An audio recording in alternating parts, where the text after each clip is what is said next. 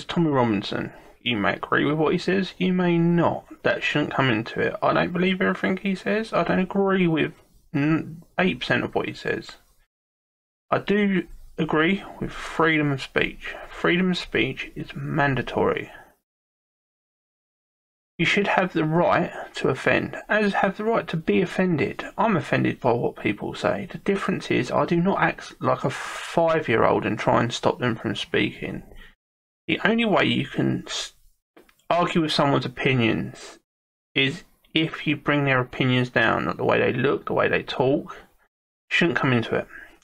It should be only on what they are doing at that point, the words that are coming out of their mouth. As you get older, your opinions change. Mine have since I was 13, 14, even 20, 21. Totally different now. But he should have the freedom to say what he wants to say. If you don't like it, turn it off. Look somewhere else. By saying that young people who go to him are weak-minded because they only follow what he says, by that encounter, you'd have to get rid of anyone saying religious speech, because then you're saying, well, when they're younger and they're getting religious speech, as they get older, they are just following the doctrine that is laid out in front of them. There is also people boasting that they got him kicked off social media. Why should people try and get other people kicked off social media? They should have the freedom to say what they want. But this is not only happening in the UK. As you're about to see, this is from America. This is Don Jr. You can have what's said on the Tucker Carlson show.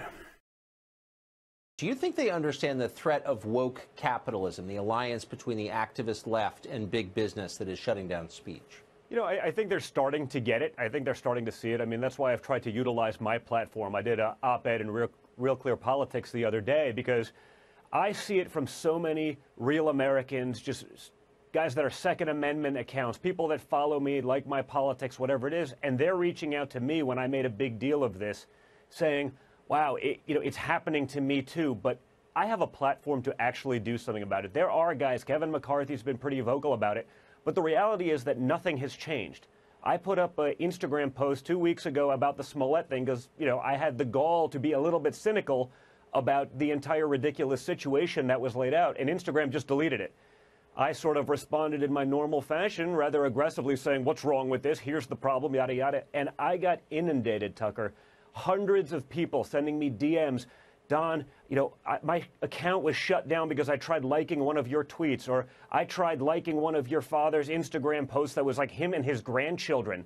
Nothing even controversial. And time again, I've had to follow you, Don, 3 times in the last week because they keep unfollowing you.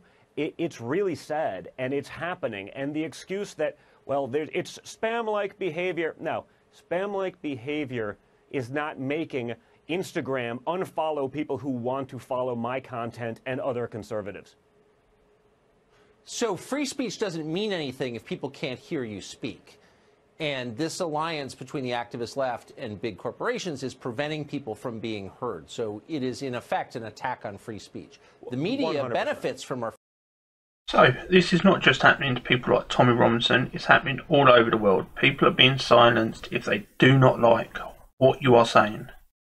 What I am saying, what anyone is saying, they will silence you. And it should not be allowed. Everyone should stand up for the freedom of speech. Thanks very much. See you soon.